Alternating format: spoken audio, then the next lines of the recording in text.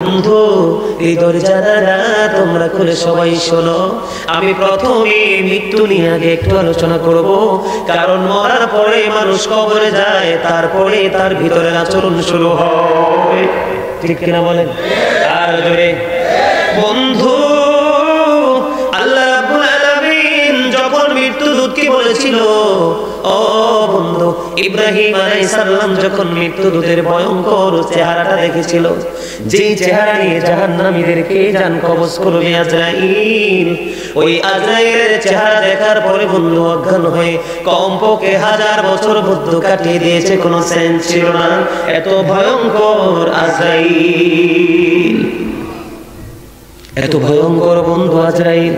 বন্ধুরে আবার আল্লাহ রাব্বুল আলামিন আজরাইলকে বন্ধু 70টা শিকল দ্বারা আসমানে বেঁধে রেখেছেন। কয়টা? এক একটা শিকল প্রায় 1000 বছরের রাস্তা হবে বন্ধু, এত বিশাল মৃত্যুদূত। বন্ধু হযরত আল-কাবা রাদিয়াল্লাহু তাআলা আনহু থেকে বর্ণিত, ও বন্ধু, তার ভাতিজার মৃত্যুর সময় তিনি কাছে গেলেন, অন্যান্য মানুষগুলো বন্ধু কাছে গেল, যাওয়ার পরে ও বন্ধু সব মানুষগুলো বন্ধু হাসতেছে, সব মানুষগুলো দুঃখ পাইতেছে। চিন্তিত একটা মানুষ যখন পৃথিবী থেকে চলে যায়, অন্যান্য মানুষগুলো তার মুমূর্ষু অবস্থা দেখলে বন্ধু দুঃখ পায় না। হযরত আল-কামা রাদিয়াল্লাহু তাআলা আনহু যখন তার মৃত্যুর সময় তার মুমূর্ষু অবস্থায় তার কাছে গেলেন, যাওয়ার পরে দেখলেন তার শরীর দিয়ে চিকন ঘাম বের হচ্ছে। এবার তিনি অত্যন্ত চমৎকার ভাবে মুস্কি হাসি দিয়েছে, জোরে জোরে সুবহানাল্লাহ। সবাই খুবই চিন্তিত, সবাই বন্ধু টেনশন করতেছে, মুমূর্ষু অবস্থায় মানুষটা দুনিয়া থেকে বন্ধু চলে যেতে পারে যে কোনো মুহূর্তে। যখন আল-কামা রাদিয়াল্লাহু তাআলা আনহু দেখে হাসি দিলেন, ওনাকে প্রশ্ন করা হলো, আপনি কেন গো এই পরিস্থিতিতে হাসলেন? তখন তিনি উত্তর দিয়ে দিলেন, আমি হযরত ইবনে মাসউদ রাদিয়াল্লাহু তাআলা আনহু থেকে শুনেছি, আমার নবী বলেছেন, মৃত্যুর পূর্ব করে যে মানুষটার শরীর দিয়ে চিকন ঘাম বের হয়, কি দেখবেন মানুষের মরার সময় অনেকের শরীর দিয়ে একটা আছে মোটা ঘাম ফোঁটা ফোঁটা দেখা যায়, আরেকটা আছে দেখা যায় না, বডিতে টাচ করলে দেখবেন ভিজে যায়, এরকম ঘাম দেখেছেন কিনা আপনারা?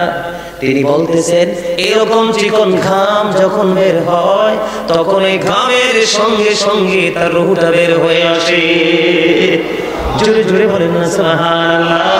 আর চিকন ঘাম দেখে আমি বুঝতে পারলাম নিশ্চয়ই সেই মুমিন, তার চিকন ঘামের সঙ্গে রূহটা বের হবে, এই সম্ভাবনা দেখে আমি মুস্কি হাসি দিয়েছি, জোরে জোরে সুবহানাল্লাহ। বন্ধুরে আমার, আমি ইমানদারদের মৃত্যু নিয়ে বন্ধু আজকে আলোচনা করব না, আমি আজকে পজিটিভ দিক নিয়ে আলোচনা করব না, যতটুকু আলোচনা করব বন্ধু নেগেটিভ সাইড নিয়ে, কারণ বর্তমান মানুষগুলো ম্যাক্সিমামই নেগেটিভ, ম্যাক্সিমামে বন্ধু অন্যায় করনেওয়ালা, অত্যাচার করনেওয়ালা, জুলুম করনেওয়ালা, বেবিচার করনেওয়ালা। এই জন্য বন্ধু আমি এক্সাম্পল দেব আপনাদেরকে, নিতে রাজি আছেন নি? ও বন্ধু, হাদিস শরীফ খুলে দেখেছি রে, ও বন্ধু, যারা ঈমান আনতে পারলো না, 100% মুমিন হতে পারলো না, ও বন্ধু, তাদের প্রাণ পাখি কবজ করার জন্য যখন আজরাইল আসে, কে আসে? যখন প্রাণ পাখি কবজ করার জন্য যখন আজরাইল আসে রে, ও বন্ধু, কত করুণ ইতিহাস, কত করুণ ঘটনা। তখন তারা আসার সময় ফেরেশতারা আল্লাহর কাছ থেকে কুদরতি চট নিয়ে আসে। চট কি? চট সেরেননি? বড় বিল্ডিং যখন বানায় দেখবেন পুরো বিল্ডিংটাকে বন্ধু চট দিয়ে ঢেকে ফেলা হয়, চালার চট। চালার চট একেবারে পাতলা, আবার ভেতরেও চট আছে, আসার নাই। বন্ধু কেন গো তারা চট নিয়ে আসবে পৃথিবীতে? আসার কারণ কি গো? আসার কারণ হলো বন্ধু, যেই ব্যক্তিটা পাপী, তার দেহ থেকে যখন তার আত্মাটা বের করা হয়, এত বেশি দুর্গন্ধ বের হয়, এত বেশি নোংরা বিশ্রী দুর্গন্ধ বের হয়ে আসে। এই নোংরা এবং বিশ্রী দুর্গন্ধের কারণে তার দেহটা যখন দেহ থেকে যখন আত্মাটা বের করা হয়, বন্ধু হাদিস শরীফের মধ্যে এসেছে, তখনই তার আত্মাটাকে বন্ধু চট দিয়ে বন্ধু পেঁচানো হয়। জোরে জোরে বলেন নাউজুবিল্লাহ। কি করা হয়? চট দিয়ে পেঁচানো হয়। হাদিস শরীফ প্রমাণ করে এতটা দুর্গন্ধ। গোটা পৃথিবীর প্রাণীগুলো যদি মারা যায়, মারা যাওয়ার পরে যদি বন্ধু সবগুলোকে একত্রিত করে রাখা হয়, একত্রিত করে রাখার পরে সবগুলো পচে যে দুর্গন্ধটা বের হবে, ওই একটা পাপী নোংরা কাফের আত্মা থেকে তার চেয়ে বেশি দুর্গন্ধ বের হয়। এই জন্য বের করার সঙ্গে সঙ্গে এটাকে চট দিয়ে পেঁচানো হয়। জোরে জোরে নাউজুবিল্লাহ, আরো জোরে বলেন না নাউজুবিল্লাহ। বন্ধু, মৃত্যুর কঠোরতা বড় ভয়ঙ্কর রে বন্ধু, মৃত্যুর যন্ত্রণা বড় ভয়ঙ্কর। এটা কখনোই বন্ধু মানুষ হইতে পারবে না, কখনো বন্ধু মানুষ উপলব্ধি করতে পারবে না। আমি আপনাদেরকে এক্সাম্পল দিব। আল্লাহ রাব্বুল আলামিন 1,24,000 মতান্তরে 2,24,000 নবী রাসূল পৃথিবীর বুকে পাঠিয়েছেন। এর মধ্যে একটা নবীর নাম হলো মুসা কালিমুল্লাহ। শুনছেন আপনারা? মুসা আল্লাহর সাথে কথা বলেছে, জানেন তো? মুসা কালিমুল্লাহ, মুসা স্পোক টু আল্লাহ।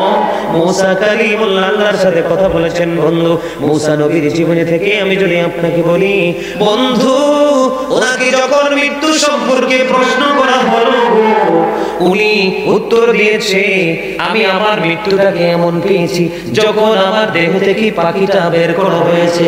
আমি আমার মরণটাকে এমন পেয়েছি যখন জীবিত একটা চড়ুই পাখিকে উত্তপ্ত তেলের কড়াইয়ের মধ্যে ছেড়ে দিলে চড়ুই পাখিটা যেমন মনে হয় রে, আমি মুসার কাছে আমার মরণটা তেমন মনে হয়েছে। জোরে জোরে আল্লাহু আকবার। কি করা হয়েছে? মুসা কালিমুল্লাহ যখন তিনি উত্তর দিল যে আমার কাছে এমন মনে হয়েছে গো, আমার মরণটা।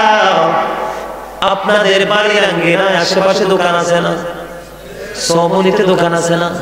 এত বড় তেলের কড়াই দেখা যায়, এটার মধ্যে সিঙ্গারা বানাই, পুরি বানাই, বন্ধু পেঁয়াজু বানাই, এটার মধ্যে ছেড়ে দিয়ে ভাজা হইতে বেশি সময় লাগেনি, বেশি সময় লাগে না রে। ও বন্ধু, মুসা নবী, আল্লাহর নবী মুসা, মুসা বলেছিল রব্বি আরিনি, আল্লাহ বলেছিল লান তারানি। যিনি 1,24,000 মতান্তরে 2,24,000 নবী রাসূলের মধ্যে 8 জন নবীকে আল্লাহ রাব্বুল আলামিন স্বর্গীয় উপাধি দিয়েছেন। কয়জন? 8 জন নবীকে আল্লাহ লকব দিয়েছেন। এর মধ্যে একজন হলো মুসা কালিমুল্লাহ, আল্লাহর মনোনীত নবী। ও বন্ধু, আপনারা জানেন মুসা নবী ফেরাউনের সাথে যুদ্ধ করে বিজয়ী হয়েছে, আর ফেরাউন নীল নদে বন্ধু তলিয়ে গেছে। ঠিক কিনা বলেন? মুসার এমন পাওয়ার, এমন একজন নবী, আল্লাহর মনোনীত নবী, নীল নদে যখন লাঠি নিক্ষেপ করলো, রাস্তা তৈরি হলো, মুসা পার হয়ে গেল। ফেরাউন তার দল বল বন্ধু সে রাস্তা মনে করে অতিক্রম করতে চাইলো, তখন সে ধ্বংস হয়ে গেল। আল্লাহর নবী মুসা কালিমুল্লাহ উনি বলেছে, জীবিত একটা চড়ুই পাখিকে বন্ধু উত্তপ্ত তেলের কড়াইয়ের মধ্যে ছেড়ে দিলে যেমন হয়, চড়ুই পাখিটা মরতেও পারে না যে শান্তি পাবে, উঠতেও পারে না যে রেহাই পাবে, এমনও মনে হয়েছিল আমি মুসার কাছে মরণটা। জোরে জোরে বলুন না আল্লাহু আকবার। আমি আপনাদেরকে এক্সাম্পল দিচ্ছি বন্ধু, যেন বুঝতে পারেন, কারণ এই মরণ থেকে বাঁচার কোনো উপায় নাই। আছে? এই পৃথিবীটা আপনারা মনে করেন আপন করে নিয়েছেন, না রে বন্ধু না। এই পৃথিবী বান্দার জন্য মুসাফিরের মতো। আল্লাহ রাব্বুল আলামিন কোরআনে বলেছেন, আল্লাযী খালাকাল মাউতা ওয়াল হায়াতা লিয়াবলুওয়ান্না, এবং জীবন সৃষ্টি করেছেন মানুষকে পরীক্ষা করার জন্য। আমরা পরীক্ষা দিচ্ছি বন্ধু, একটুখানি চিন্তা করতে হবে। মুসা কালিমুল্লাহ এমন বয়ান দিলেন বন্ধু, অন্যত্র বয়ান পেয়েছি। ও বন্ধু, কেমন মনে হবে জানেন? কাটা যুক্ত। আমি আপনাদেরকে ইজিলি যদি বুঝাই, চল ছেড়ে নিয়ে চল, মাছ ধরে যে বর্ষাকালে চল দিয়ে আপনারা কি করে গাই দিলে মাছের কাটা বিধে কিনা? চল যখন আপনি মাছের পিঠে বসায় দিবেন বন্ধু, তখন দেখবেন মাছটার কিন্তু, চলটার কিন্তু উল্টো একটা আল থাকে, থাকে না? কথা বলেন না কেন? যখন আপনি জীবিত মাছটাকে বন্ধু নিক্ষেপ করবেন, টান দিলে দেখবেন উল্টো কাটায় লেগে তার গোস্তটা ছিঁড়ে আসে। আসে কি আসে না? আবার যদি কাটা যুক্ত কোন শলা যদি কারো পেটের মধ্যে ঢুকায় যদি চিরে টুকরো টুকরো হয়ে, কত বিক্ষত হয়ে, ছিন্ন বিচ্ছিন্ন হয়ে বন্ধু এই বৌলি থেকে গোস্তটা বের হবে রে। রে সাতপুরা গ্রামের আমার ভাই, আমার বাবারা, আমার মা, আমার বোনদেরকে বলবো, এই দইয়ের জানালা খোলে বন্ধু সবাই শোনো। এই পৃথিবীর ধন, এই পৃথিবীর দৌলত, এই পৃথিবীর টাকা পয়সা ধন দৌলত তোমার পর না। আল্লাহ কোরআন শরীফের 19 পারা সূরা শুআরা 88 নম্বর আয়াতে বলে দিয়েছেন, ইয়াউমা লা ইয়ানফাউ মালু ওয়ালা বানুন। আসেনিও আল্লাহ বলে দিয়েছে বন্ধু, আপনার ধন সম্পদ সন্তান সন্ততি একটাও কাজে লাগবে না। আপনি সুস্থ হয়ে যান, আপনার কারো কোনো কিছুর সাহায্যের প্রয়োজন হবে না। এই ছেলে মেয়ে বউ বাল বাচ্চা এগুলো বন্ধু মিথ্যা। দুইটা চোখ কাটার পরে বাবার দৌলত নিয়ে কোবাকুবি মারামারি কাটাকাটি করবে। বন্ধু হৃদয় খুলে শোনো গো, যখন এই লোহার শিকটা ভিতরে ঢুকায় মোছড়ায় টান দেওয়া হবে, ছিঁড়ে ছিঁড়ে টুকরো টুকরো কত বিক্ষত হয়ে বের হবে। এর চাইতে বড় ভয়ঙ্কর পাপী লোকেদের বন্ধু মৃত্যুর যন্ত্রণা। মৃত্যুর সবচেয়ে কম যন্ত্রণা নিয়ে যদি কথা বলি বন্ধু, কেমন করে সহ্য করবা জানি না। ও বন্ধু, মৃত্যুর সবচেয়ে কম যন্ত্রণা হলো 1000 তলোয়ার মারার আঘাতের চাইতেও ভয়ঙ্কর। একটা তলোয়ারের আঘাত মানুষ সইতে পারে না, দুইটা তলোয়ারের আঘাত মানুষ সইতে পারে না। পুরো ব্লাড বন্ধু তার শরীর থেকে কি হয়ে যায়, বের হয়ে যায়। ও বন্ধু, মৃত্যুর কুলে ঢুলে পড়ে রে। এই মরণ তো সবার জন্য বন্ধু বরাদ্দ। কি করবা সেদিন, জাস্ট টাইম নো কমপ্লিট। ঠিক কিনা বলেন? আরো জোরে বলেন, মরণ আসবে না আসবে কিনা? পদ্মা মেঘনা যমুনার তীরে কত ঢেউ চলে যায়, আসে না তো ফিরে। আমিও চলে যাব এমনি করে, আসবো না কবু ফিরে। বলেন পদ্মা মেঘনা যমুনার তীরে কত ঢেউ চলে যায়, আসে না তো ফিরে। বন্ধু আপনারা সবাই জানেন, আমার নবীর আগে, আপনার নবীর আগে ইমামুল মুরসালিন যাকে আল্লাহ বলেছেন হাবিবুল্লাহ, আল্লাহর প্রিয় বন্ধু হযরত মুহাম্মদ রাসূলুল্লাহ সাল্লাল্লাহু আলাইহি ওয়াসাল্লাম এই পৃথিবীর বুকে কদম দেওয়ার আগে আরেকজন নবী পৃথিবীতে ছিলেন আমার নবীর আগে, তার নাম হলো ঈসা রূহুল্লাহ। শুনছেন না? কথা বলেন, নাম শুনছেন? আল্লাহর নবী ঈসা নবীর নাম শুনছেন? যার বাবা নাই মাও নাই, বাবা মা ছাড়া আল্লাহর কুদরতে তাকে পৃথিবীতে পাঠিয়েছেন, যেই নবীর নাম হলো বন্ধু ঈসা রূহুল্লাহ। ওনার এমন একটা মুজিজা আমার আল্লাহ দিয়েছিলেন বন্ধু আমার, কুষ্ঠ রোগীকে যদি মেসেজ দিত কুষ্ঠ রোগী ভালো হয়ে যেত, জন্ম অন্ধকে যদি মেসেজ দিত জন্ম অন্ধ ভালো হয়ে যেত। অনেক ডেড বডি ছিল বন্ধু আমার জীবনে, মৃত ব্যক্তিকে জিন্দা করেছে এমন একজন পাওয়ারফুল নবী উনি ছিলেন, এমন একজন মুজিজা সম্পূর্ণ নবী ছিলেন। ওনার কাছে একদিনে কাফের এসে বন্ধু প্রশ্ন করলো, ও গো আল্লাহর নবী, আপনি তো মরা মানুষ জিন্দা করতে পারেন কয় পারি, কই পুরনো কোন মানুষ আপনি জিন্দা করতে পারবেন কিনা? ঈসা রূহুল্লাহকে যখন প্রশ্ন করা হলো, এবার তিনি বললেন, তুমি বলো আমি কাকে জিন্দা করব। যখন বললেন তুমি বলো আমি কাকে জীবিত করতে হবে, এবার ওই কাফের একটা ডাক দিয়ে বলল, নবী আপনি নূহ আলাইহিস সালামের ছেলে শামকে জিন্দা করবেন। কাকে? নূহ আলাইহিস সালামের ছেলে শামকে জিন্দা করবেন। এবার আল্লাহর নবী ঈসা রূহুল্লাহ বললেন, চলো চলো চলো। চলতে থাকলেন বন্ধু, যাইতে যাইতে যাইতে যাইতে বন্ধু শামের কবরের কাছে চলে গেল। শামের কবরের কাছে যাওয়ার পরে ও বন্ধু শামকে যখন ডাকলেন, শাম জিন্দা হয়ে যায়। জুরে জুরে বলেন আল্লাহু আকবার। জিন্দা হয়ে যাওয়ার পরে বন্ধু কিতাবে যেটা এসেছে, ওনার চেহারার দিকে যখন ঈসা রূহুল্লাহ তাকাইলেন, তাকানোর পরে তিনি দেখতে পাইলেন তার চুল এবং দাড়িগুলো সবগুলো সাদা হয়ে গেছে। এবার আল্লাহর নবী ঈসা রূহুল্লাহ প্রশ্ন করলো, আপনাদের জামানায় তো মানুষের চুল দাড়ি পাকতো না, কিন্তু কেন গো আপনার চুল দাড়িগুলো পেকে সাদা হয়ে গেল? এবার ওই নূহ আলাইহিস সালামের ছেলে শাম উত্তর দিল, নবী গো আমি জানি মানুষ মারার পরে আরেকবার জিন্দা হবে গো। সেই দিনটা হলো কিয়ামতের দিন। কোন দিন? সেই দিনটা হলো কিয়ামতের দিন। আমার কাছে মনে হয়েছে সেই ভয়ঙ্কর দিন মনে হয় কায়েম হয়ে গেছে, এই জন্য আমাকে জিন্দা করা হয়েছে। সেই ভয় আতঙ্ক আমার মধ্যে চলে আসলো, সেই ভয় আতঙ্কে আমার চুলদারি গুলো পেকে সাদা হয়ে গেল। এবার আল্লাহর নবী ঈসা রূহুল্লাহ তাকে প্রশ্ন করলো, আপনি যে ইন্তেকাল করেছেন তার বয়স কত? ঈসা নবী প্রশ্ন করলো, আপনি যে মৃত্যুবরণ করেছেন মৃত্যুর বয়স কত? এবার তিনি উত্তর দিলেন, আমার মরণ হয়েছে 4000 বছর হয়েছে, এখনো পর্যন্ত আমি মৃত্যুর যন্ত্রণাটা ভুলতে পারি না। জোরে জোরে বলেন আল্লাহু আকবার। কত হাজার বছর? 4000 বছর হলো গো আল্লাহর নবী। ও নবী ঈসা রূহুল্লাহ, আমার মরণ হলো 4000 বছর হয়েছে, এখন পর্যন্ত আমি মৃত্যুর যন্ত্রণা বলতে পারি না বন্ধু। এমন যন্ত্রণা পাপী লোকের প্রাণ পাখি যখন নিতে আসবে রে, বলির বিভিন্ন জায়গায় বন্ধু আত্মাটা পালানোর চেষ্টা করবে, কোন জায়গায় পালিয়ে থাকতে পারবে না। মৃত্যু দূত দেহ থেকে প্রাণ পাখি কেড়ে নিয়ে যাবে, যাওয়ার পরে বন্ধু তোমার ফাইনাল একবারে চিরস্থায়ী জীবনটা শুরু হয়ে যাবে। জোরে জোরে বলুন আল্লাহু আকবার। আর জোরে বলুন আল্লাহু আকবার। আর একটু মহব্বতে বলুন আল্লাহু আকবার। কথা কি বুঝতেছেন? 4000 বছর হলো ইন্তেকাল করলো, এখনো পর্যন্ত মৃত্যুর যন্ত্রণা বলা যায় না। তাদের মরণ যদি এমন হয়, আমাদের মরণ বন্ধু কেমন হবে? আমরা দৃষ্টি যখন দেই নোংরা দিকে দেই, কানে যখন আওয়াজ শুনি বন্ধু কোরআনের আওয়াজ ভালো লাগে না, আজানের শব্দ শুনতে ভালো লাগে না, গান বাদ্যযন্ত্র মিউজিকের আওয়াজ বন্ধ ভালো লাগে।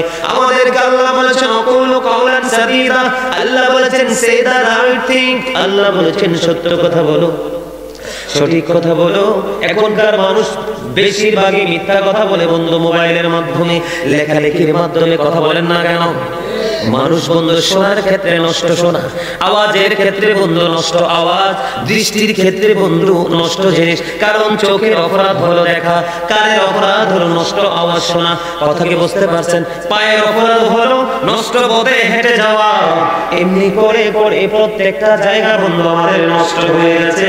সবচেয়ে বড় অন্যায় বাংলার ঘরে ঘরে বাড়ি বাড়ি আনাজ কানাজ জেলায় জেলায় পাড়ায় পাড়ায় হয়, সেটা হলো বন্ধু বিচার করতে গিয়ে বন্ধু ঘুষ কি উল্টো বিচার করা আছে না? আরেকটা সবচেয়ে বড় অন্যায় আল্লাহ রাব্বুল আলামিন বলেছেন ওয়াকিমুল ওয়াজনা বিল কিসতি ওয়া লা তুখসিরুল মিজান, ন্যায্য ওজন কায়েম করো, ওজনে কম দিও না। এখন ন্যায্য ওজন বন্ধু আমরা কায়েম করতে জানি না। আরেকটা হলো সবচেয়ে বড় অন্যায় টাকা উপার্জনের জন্য আমরা মরিয়া, আমরা সৎকে আপন করে নিয়েছি। এত অন্যায় করে এত অত্যাচার করার পরে বন্ধু সুস্থ জীবন আশা করা যায় না, ঠিক কিনা বলেন? বন্ধুরে আমার, আমি যদি আপনাদেরকে আরো তথ্য দিয়ে নেবেন কি? আরো তথ্য মানে আরো ওয়াজ করবো, শুনবেন? সবাই শুনতে রাজি? কার কার শুনতে রাজি? সবাই হাত নামান। বন্ধুরে আমার, মরণ আপনাকে আমাকে ছাড়বে না, ঠিক কিনা বলেন? 40 কদম হাঁটিয়া আসবে রে সজন, মুনকার নাকির হাজির হইবে রে তখন। ঘুমটা খুলিয়া সওয়াল ও মুসলিম ভাই, ঘুমটা খুলিয়া সওয়াল করিবেন তখন। 40 কদম হাঁটিয়া আসবে রে সজন, মুনকার নাকির হাজির হইবে রে তখন। কে রামান কাঁদিবেন কাঁদে বসিয়া, সকল কর্ম লিখিতেছে হুকুমরিয়া, আল্লাহর হুকুমরিয়া। কি সওয়ালের কি জবাব হইতে যে পারে, সময় থাকিতেও জানিও তারে, ও মন জানিও তারে। 40 কদম হাঁটিয়া আসবে রে সজন, মন করে নাকির হাজির হইবে রে তখন। কথা বলেন ঠিক না বেশি? এই জীবন আমাদের আসবে কিনা? বন্ধু মনে রাখতে হবে রে, বাহাদুরি করার মতো বন্ধু কোনো কিছু নাই রে। মরণ বড় এমন একটা বন্ধু, সবাই এমন একটা মুহূর্ত, একটা সেকেন্ডও আগে পরে করা হয় না।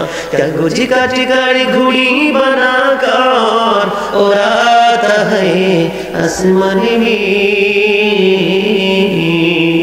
घुड़ी बेचारा क्या करेगा, ऋषि मौला कहते ठीक किना बोलें? আমাদের এই দেহটা হলো বন্ধু কাগজের ঘড়ির মতো। একটা মানুষ যেমনি করে কাগজ কাইটে ঘড়ি বানায়, বানায়া ঘড়ির মধ্যে রশিটা লাগায়, লাগায়া বাতাসের কাছে ছেড়ে দেয়, মনের আনন্দে ঘড়ি ওড়ে। মালিকের যখন সময় হয় না তাই ধরে টানে, ঠিক কিনা বলেন? ঘড়ি কি হাতে আসে নাকি ওখানে থাকে? বন্ধু আপনি আমিও তেমনি কাগজের ঘড়ির মতো গো। আপনার আমার দেহের মধ্যে একটা আরেকটা মানুষ আছে, দেহটার নাম আল্লাহ কখনো বলেছেন নাস, আবার কখনো বলেছেন ইনসান। আর এই ভিতরে আরেকটা মানুষ আছে রে, এটাকে আল্লাহ কোরআনের ভাষায় বলেছেন বন্ধু রূহ। এই রূহ নামক মানুষ যখন এই দেহ থেকে বার হয়ে যাবে, এই দেহটাকে বোঝানো হয়েছে ঘুড়ি, আর আত্মাটাকে বোঝানো হয়েছে বন্ধু রশি, আর নাটাই হলো মৃত্যু দূত।